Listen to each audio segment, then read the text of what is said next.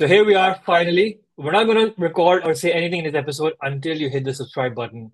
And if you do, your team is going to win the Champions Trophy 2025 in Pakistan.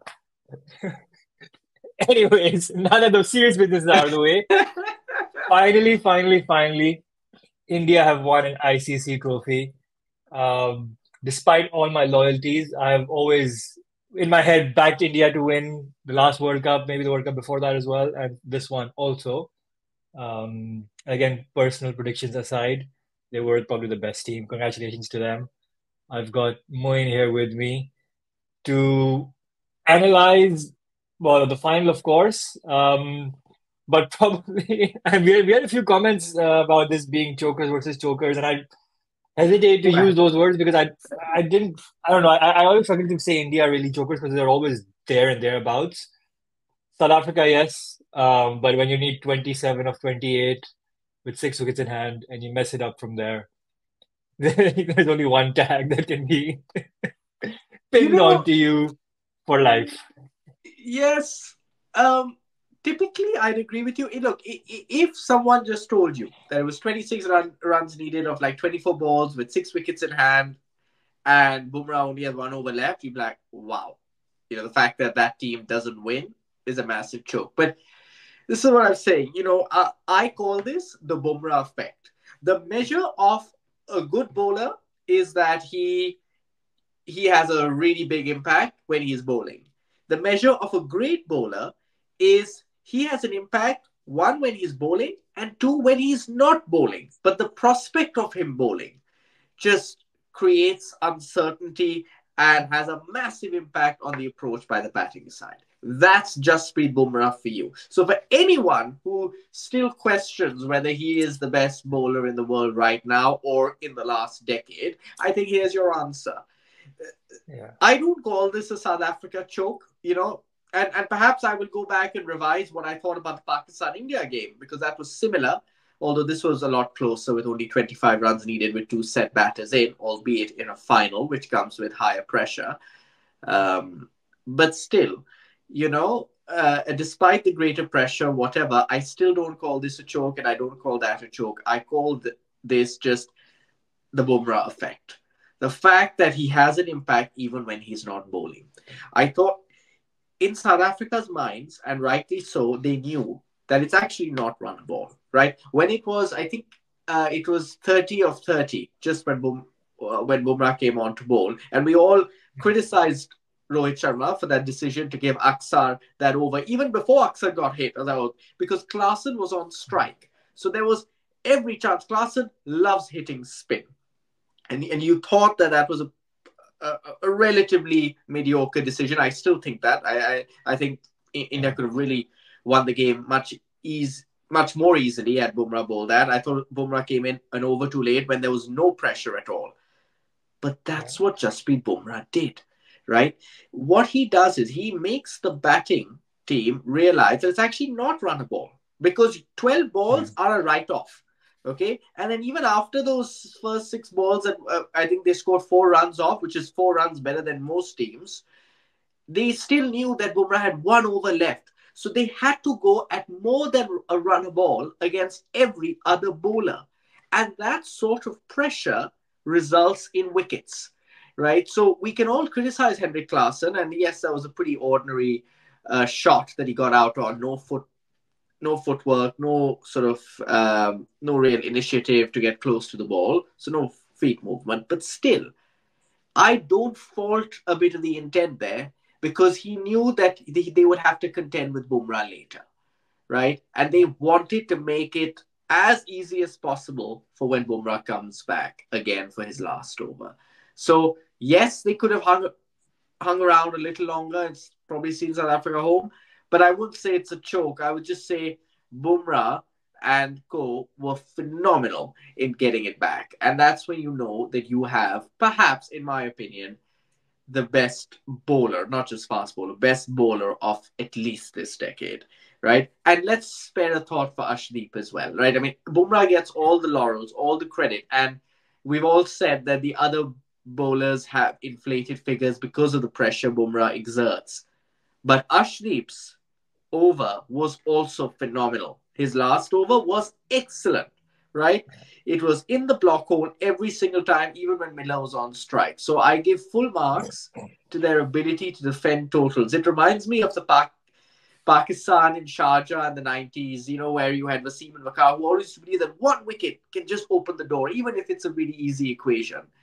And India were phenomenal for, I'd say, 35 out of the 40 overs. There was a 5 over period in the middle of South Africa's innings when they let South Africa get back in the game. But otherwise, I think India were deserved winners. Yeah, absolutely. And obviously the special mention to Pandya, obviously because of the last three, two he bowled 2 overs. Yeah, I guess if you were told that South Africa need 26 of four, and of those 2 overs will be by Hardik Pandya, South Africa or most teams will back themselves. So yeah, although yeah, obviously the phenomenal catch by Sky, despite some questions around the boundary line being raised, but at the end of the day, it's not his fault that it was there, and it is what it is. A great catch. I don't think anybody or many would have done that. Maybe only some South Africans and Australians. Definitely no one Under in pressure Pakistan. also. Under pressure. I mean, Yeah, forget doing exactly. it one, but Exactly. doing it under pressure, knowing that and look, I mean, would India have still won even if that catch wasn't taken? Perhaps it was. I mean, Miller had to Yeah, hit 2, 3 out of the park. yeah, It was definitely India's score. But knowing yeah, that this is the World Cup, you've sealed it if you take that catch. It's yeah, insane. Although I will say, look, nobody doubts. When Sky took that catch, I was like, this is the team that deserves to win. This is yeah, unreal. But if you want to go by the rules are that if the skirting is moved, then it should be deemed as if it were there in the original position. That's the rule, 19.3. And so, therefore, there will be a bit of controversy that comes out in the sense that there was a white line and that should have been considered the boundary because if it gets disturbed, it's still the original position. But take nothing away from the catch. And honestly, yeah. the better team won. Yeah. That's I guess the end of the day what matters. It was literally only 1 over that South Africa kind of were ahead of the game, right? So like Yeah. I look at deservedly India winning. And also I'll call this from India's perspective the tournament of the full tosses because whether it was against Pakistan, whether it was against Australia, against well maybe not against England, but in the final again the Miller wicket, crucial times the Indian bowlers bowled full tosses, but they were not made to pay for it Yeah. in each time, right? And look, obviously, everything else aside, it was a fantastic performance. But they did get away with a few really bad deliveries. I think 4 or 5 against Pakistan, 3 against Australia. Although the Australia game again was inconsequential. And then that Pandya full toss, which eventually was called by Sky, which people are forgetting. Actually, it was actually a wide full toss. But Yeah, I mean, Miller anyways, should have and absolutely very deposited it. Yeah. yeah. He did middle it. Yeah. Yeah, and it's one of those, reminiscent, I guess, of the 2007 where the ball when it's in the air, you thought it was six straight off the bat, and then the longer it went on, Yeah. it just No, felt no. like external forces pushing the ball back into play. Yes.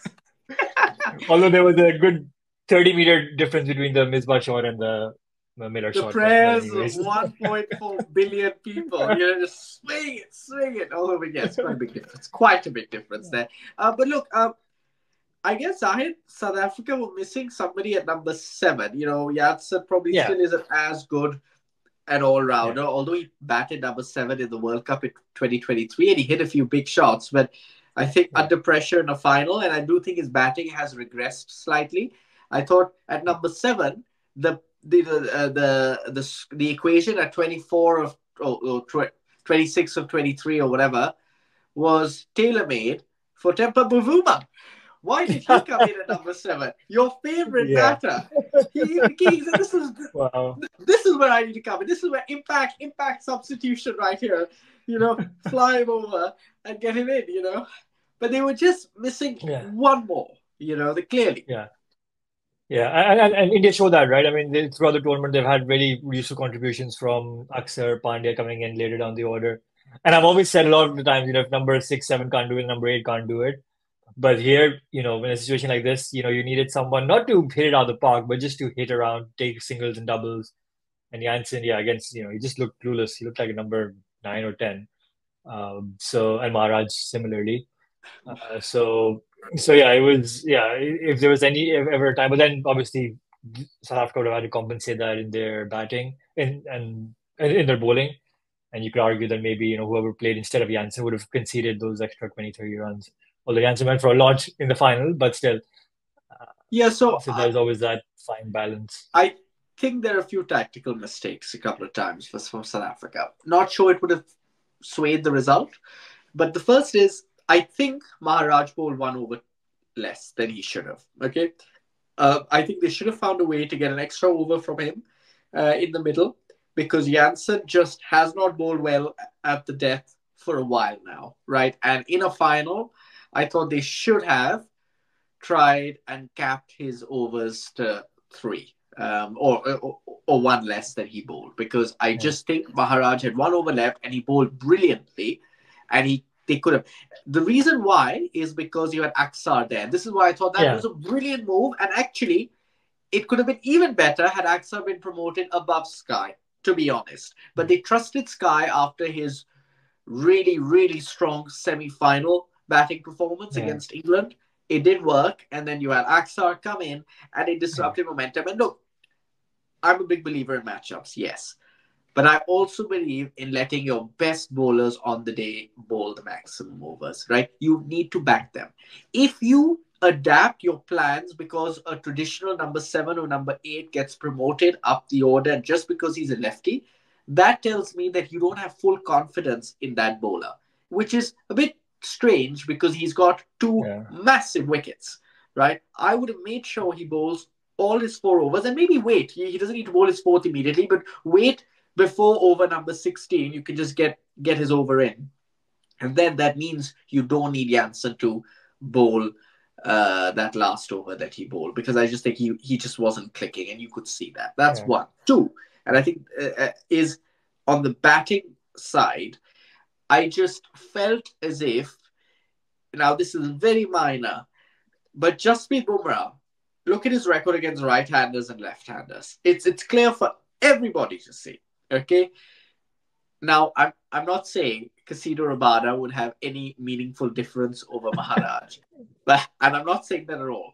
But in every little helps. When Janssen got out, Rabada should have come in instead of Maharaj. I mean Rabada also swings it and can also hit a lucky boundary here like he did.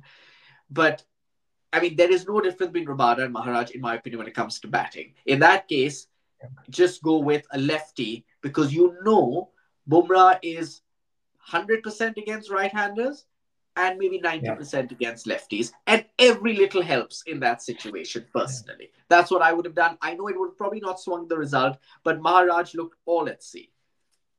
Yeah. No, I was a bit surprised. Yeah. I don't know, maybe because Maharaj is probably better at the singles and doubles, and that's what they were going for.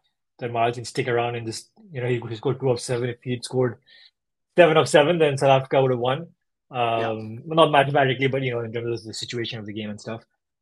So yeah, I agree with that. I think, but I guess it would have really made that much of a difference. You're comparing number 9 and number 8. I don't know. But look, at the end of it, it's fairly well deserved. I mean, there's not much more you can say. And you kind of mentioned briefly about Bumrah being the best in the last decade. I think I would go beyond that. I mean, you said he's probably at par or near the Wasim Akar mark in the 90s. Just I, based on the scale of the occasion and the performance, I would probably rate him slightly above now. That's a very controversial thing to say, so I but would say above Wakar, and for the sure. consistency with which he does it, with the consistency with which he does it, every time Sure. he's done it right when it matters. So yeah, honestly, I mean, he's unique. Maybe it's the modern day game and all of that. Obviously, it's very difficult to compare eras and everything. And the fact that he does it against any opposition every time, and he doesn't have a bogey opposition. I've never seen him go for runs. Yes, in the IPL sometimes he does, but he does he. I'm sure it's as well in the IPL as well, but the IPL is a different beast, right? International cricket, when it matters, you'd say the same about Hardik Pandya as well. When it matters, he's performed.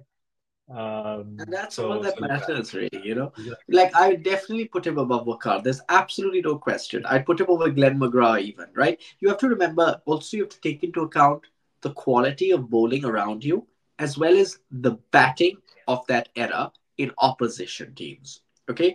So, you have to remember Glenn McGrath had the benefit of perhaps the greatest spinner in of Yeah. all time in Shane Warne there, right? So I just say over Glenn McGrath, over Wakar, because Wakar did do it on the big stage, right? You have your the Yeah. evidence there to say he was injury impacted, whatever, but Bumrah Yeah. hit. With Wasim and Bumrah, it's a very close call, and I think it's a massive credit to Bumrah that he's even been considered to be close to par with Wasim. I'd still put Wasim a bit higher because Wasim did it on the big stage, 92 World Cup final. And I also think with Wasim Akram, you have to remember that yes, he had good bowlers around him, but not initially, because Vakar used to be injured quite a lot, and Akib Javed wasn't that quite that same level. I also think you have to remember that the batting in that era was extraordinary at the time, right? Now, Bumrah's era, you've got really good batting, but a lot of that good batting is in that Indian team. It's in Yeah. Kohli, in the form of Kohli and Rohit Sharma. It's the same reason why Inzamam, many people say, oh, Inzamam isn't given much credit because, he used to bat so well in the nets against Wasim and Vakar. I mean, nobody cares about the nets, yeah? Please, for God's sake, nobody cares, okay? It's how when you do it under pressure on the day, right? Now, I'm sure Bumrah would have done really well against the likes of Rohit and Kohli, in the middle. But unfortunately, you have to look at the opposition batting. And I do think the era that Wasim played in, because he bowled to Sachin Tendulkar, I mean, the greatest of all time, Brian Lara, Viv Richards earlier on, and a lot of players, even the likes of Sangakkara, who hadn't really even played much of him, would say he's the most difficult bowler. I also think he pioneered a lot of beliefs and Yeah. skills that people use. So very different to compare, right? I mean, and Yeah. Wasim, like Bumrah, Wasim only got hit for like 12 sixes in his career. Like Bumrah also barely gets hit. I'd say they're almost at par. Wasim maybe a little more, but Bumrah can certainly surpass him if he continues at this Yeah. level. Because I remember a time, Zahid, when I used to watch India play. Again, whether it's against Pakistan or whatever, I used to always ask, what's the score? And the next question is, oh, is Sachin in? Oh, is Kohli still playing? Oh, how many Yeah. overs does Wasim have left? Now it's the Bumrah question. Bumrah has 12. You don't even wait for the question. You be like, South Africa need 26 or 24. South Africa need 30 of 30, but Bumrah has 12 balls out of those 30. It's almost as if it's part of the equation. I mean, the ICC should literally write it. You know where they say South Africa need 30 of 30? They said 30 of 30, of which Bumrah has 12. You know, The this Bumrah adjusted required run rate. Yes, the Bumrah adjustment. Yes, ask of investment bankers here coming in. Performer adjustments. Oh my God, how nerdy are we? Okay, but let's just move aside there. Yeah. But look, phenomenal. Yeah. Spare a thought now for Aksar Patel. That guy was excellent, right? And everybody stepped up. We criticized Shivam Dubey. And now, finally, they all find a way of coming good when it matters. This is what constant IPL performances under pressure mean, what a Yeah. strong first class structure with competitive cricket means, and the fact that they've played so many finals in a short space of time, whether it's I know Dubey's first time playing, yes, but he's surrounded by people who've done it time and again, right, in finals. So they're always advising him. I mean, it's crazy. But I want to make one point here, and I think this is something that something that we've kept saying in the past, which is wickets are overrated in T20s. I think wickets are overrated in T20s, except in big knockout games like finals, because Yeah. when wickets come in, that's when the strength of your, I wouldn't say bench, but the strength of your lower order is tested. In India, it came through, right? I mean, everybody chipped in. If they didn't, India would have been bundled out for 100. And if South Africa won, we'd be criticizing the first 5 overs when they lost 3 wickets, right? Yeah. In South Africa's side, those wickets mattered, right? Because it exposed the thin batting lineup of South Africa, right? The others just weren't as good, right? And I think yeah, that was the difference. If someone asked me in a short twist, in a sentence, what is the difference between India and South Africa? Both had good bowling, both did well, had good top order performances, but it was India's low, middle, and lower order that all came rallying through. In South Africa, that wasn't the case after Miller. yeah. No, agreed, agreed. There's always that obviously debate around again whether you balance your number seven with a batting heavy Right. batter or a bowling heavy all rounder. But look, it worked for South Africa for seven of the eight games, right? So Yeah, no, it no, was you're right. Jansen actually who it was Jansen who won them the game against the West Indies, right? He had the six in the last over against the West Indies to make them qualify. So yeah, at the end of the day, it is what it is. The best team. I mean, we've been seeing it since day one. The best balanced team was India, and then especially bringing in Axar and Jadeja, I think that just added an extra dimension. We did question that decision a lot, but they proved that it's worked out really well. And in a final, if you'd have mentioned that the average is 175, 176, the spinners would go for 90 plus in their 8 overs or 100 in their 9 overs. You would take that any day, right? Absolutely. You think South Africa has won. You think, because we all thought it Exactly. would be death by spin again. You thought South Africa Yeah. would easily I thought it'd win, be a but repeat of the. I thought it would be the repeat of the semi-final where South Africa would start off well and then they would just get choked by the spinners. But they played Kuldeep and Akshar really well. And I guess Akshar's bowling cost him the man of the match. Otherwise, he was probably going to get it, given his batting. He got India back into the game. Uh, but completely. And anyway, also, I think he got Stubbs out, which was, I thought, a big wicket. I quite yeah, liked the look of Stubbs, although it was a really, really silly shot or silly way. But you're really, you're right. Look, this was a good batting surface. Okay, this wasn't like the semi final. Like, this yeah, was a solid batting surface, and kudos to South Africa. They backed themselves to chase it. It wasn't a choke yeah, like England or whatever, because they yeah, knew that this was a good surface. It was chaseable in the conditions. yeah, It's just the final.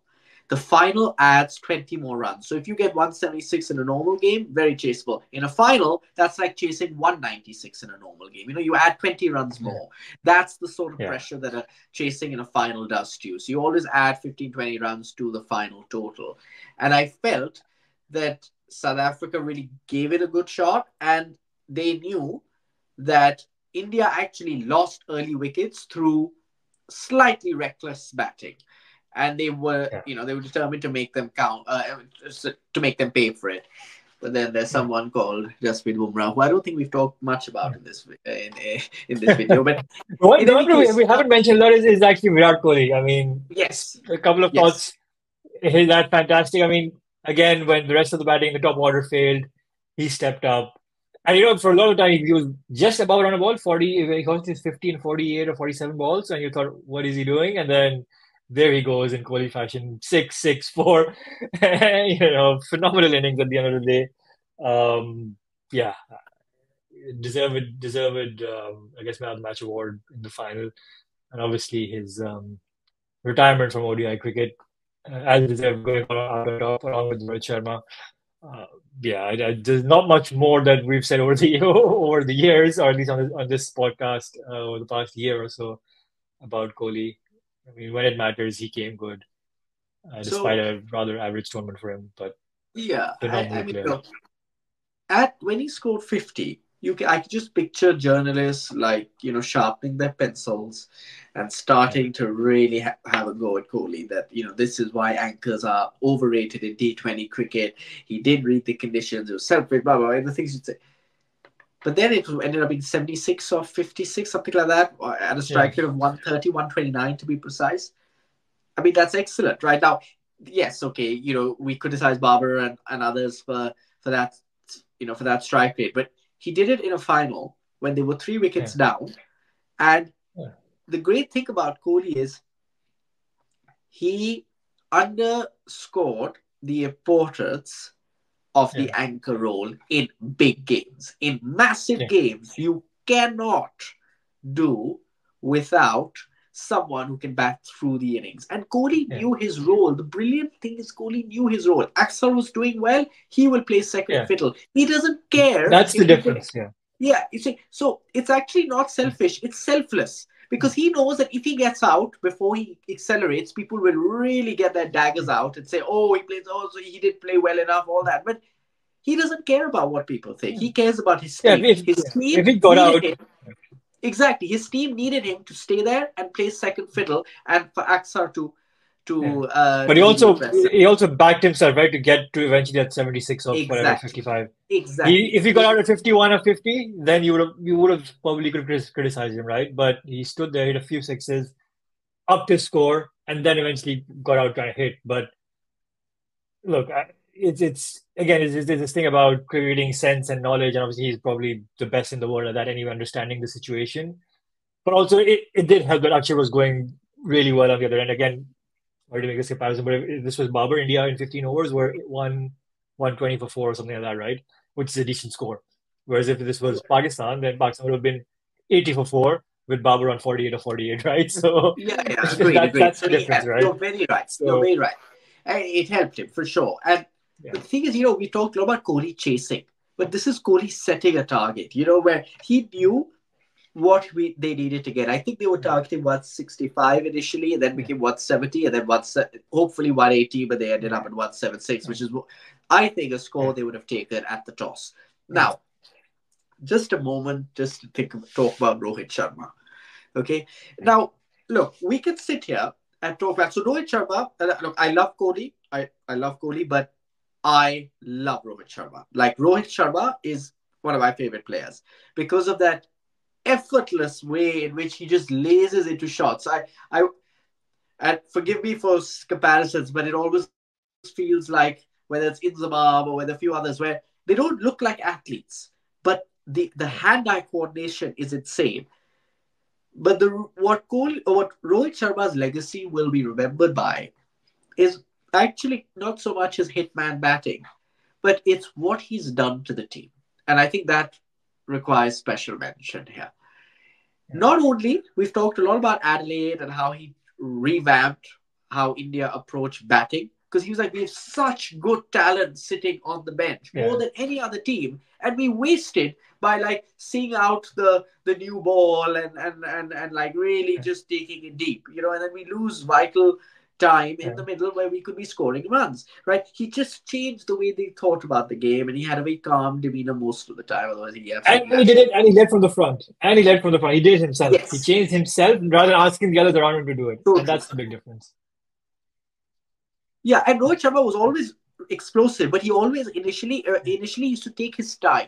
He used to always take his time. He'd be like 20 off 30, and then he'd go berserk Yeah. or something. He lead quite a few deliveries. But now he went from ball one, and you're so right. When a captain leads from example, it just permeates across the entire team and the bench. But I think it's one step further.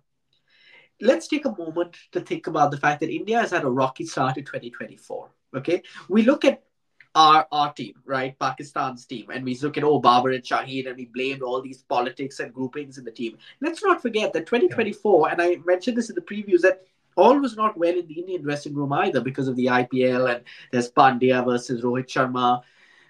There was a bit of that friction happening there, and even before that, forget this year, go back to 2021 when Kohli was stripped of the captaincy. And then in the Asia Cup, I remember the 22 Asia Cup when after the Pakistan won the game against India, Kohli did a pretty explosive press conference, if you remember, where he said no one really Yeah. supported him or all that, right? So you could tell there was all was not well there, right? And that reflected in the Indian team's performance. They crashed out in the 21 T20 World Cup. They crashed out in the 2022 Asia Cup. You know, these things have a way of making their way onto the field. Enter Rohit Sharma. Rohit Sharma galvanized the team. He ensured that all these differences stayed in the dressing room, right? Whether it was after 2022, sorting out his differences with Kohli, if he had any, and recently with Pandya and the wider team, right? With all these captaincy reshuffles, etc., and the IPL, all that didn't matter when you went out and passed the boundary ropes, right? It was playing for Yeah. India. And that was what the captain did there, right? You saw Rohit Sharma kiss Pandya on the cheek, right? And Pandya was going through his own personal troubles and all this. This is what a leader does. This is what a sophisticated supporting staff does, right? Compare it to other countries where these things could have broken in and eaten at teams, right? So Rohit Sharma gets all the credit, right? And the biggest credit is you've lost two finals in 3 months in 2023, both against Australia, and the second in the which was the ODI, the Test Championship, fair enough, but ODI when you won every single game at home and then losing it, and then pulling yourself back up and coming in into a final, into a big game here, lesser Yeah. mortals would have just let that pressure get to them, right, and Yeah. divide the team. But Rohit Sharma deserves every single success. I mean, I was low key really happy Yeah. that Rohit Sharma finally signed off because it is only fitting that these two, probably the greatest T20 cricketers of all time, have, Yeah. barring Bumrah, have sort of signed off with such a great legacy. Yeah. No, completely well deserved. And also all the pressure of the media, right? Because there's a lot of questions around their selection and this and that, and especially after the IPL, where some great IPL players were not picked. So just to have that pressure, to withstand all of that, And 1 billion people and watching, to trust, and to have that trust of going with what you've picked and backing them, and even in the actual squad, right? Those shots around Jaiswal starting and Kohli moving to one down and things like that, but they stuck to their plans phenomenally. They played Siraj in the American leg. They played Kuldeep in the West Indian leg, which worked out brilliantly for them. Read the conditions. So yeah, at the end of the day, a lot of us were proven wrong, and ourselves included, Yeah. in some instances. But well, look, they had their plans. They stuck to it. Obviously, they had to execute them as well, which the team did. But yeah, I think And we've praised Rahul them Dravid, enough. look at Oh Rahul yeah, Dravid. it's a weird. It's a What weird. a We talk about India. We mentioned in the period of this is like the tournament of revenges, right? Or kind of Ahmedabad was avenged, Adelaide was avenged. In Rahul Dravid's case, right? This is West Indies avenged because he was the 2007 World Cup really good was his last ODI World Cup, right? Where India went out crashing, as and captain. he's come back 17 years later, and he's finally avenged the West Indies as well. So, And don't forget, he so was there you captain go. 2007. He was captain, Yeah, and he he was. was He was. really like, because of Greg Chappell more than him. But like the way that I mean, I completely forgot about that, right? And Dravid never tasted World Cup glory in his cricketing Yeah, playing career. I'm so glad he got to do it. And the thing with Rahul Dravid is Rahul Dravid himself was never an explosive hitter. That he was someone who believed yeah. in sense, right? Like you compare him to a Misbah or a Joe No, Root come or on. but He's like 10 times better than as well. Yeah, no, 10 times when I talk about temperament, right? Temperament wise. But yeah, and as a captain, he used to be very defensive. I think that was yeah, a bit of criticism that he had as captain. But he adapted and evolved with the times, right? The yeah, IPL and now as a international coach. I think the fact is what he does really well is he keeps things very simple and he empowers yeah, the team to make decisions, right? He makes sure that the team is well equipped to make those decisions and then empowers them. And like especially with Rohit Sharma, I mean that relationship has been terrific, right? Now yeah, Gautam Gambhir or whoever takes on that mantle, look, it's not with India. Look, we talk about how difficult it is in other parts of the world, England or Pakistan or Australia and yeah, all. But there's nothing more difficult than facing up to 1.4 billion people and an unforgiving Indian media, right? They yeah, do it day in and day out. Like that yeah, is insane amounts of pressure. The reason why they haven't won, the fact that they haven't won a World Cup trophy or any ICC trophy for 10, 11 years is a travesty, right? And you have yeah, to say a part of it is due to the pressure of expectation and the weight of expectation. So this is what I say, the monkey yeah, is off the back, and the monkey's only on the back when you make it on the back. Because honestly, you and I both never thought that they were chokers, right? You can name yeah, anyone a choker. You can pull out stats that show every team chokes in certain occasions. So I don't look at that too closely. yeah, Um, but you know, India winning has meant I felt cricket has won because you can talk a lot about fairness and you can talk a lot about the second semi was beat up, all that jazz, but the best team won. And you Yeah. have to say the best team has been winning consistently in ICC events for a decent period of time. England in 2022, Yeah. Australia in 23, although I'd say India were the best throughout the Yeah. tournament. It was just that Australia rallied up and peaked at the right Yeah. time. And this was India, right? Undefeated, Yeah. first time ever.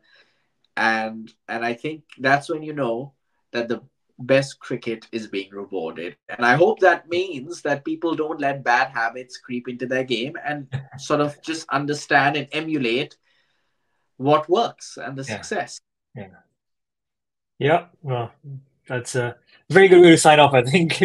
True words that have been spoken. Cricket is the winner, in the words of Ravi Cricket is the Shastri. winner. I mean, the best thing, they won the halves, they won everything. But look, I mean, हमारे जो पड़ोसी हैं सब देख रहे हैं, हमने भी बहुत जश्न मनाया. Like we also enjoyed this win, right?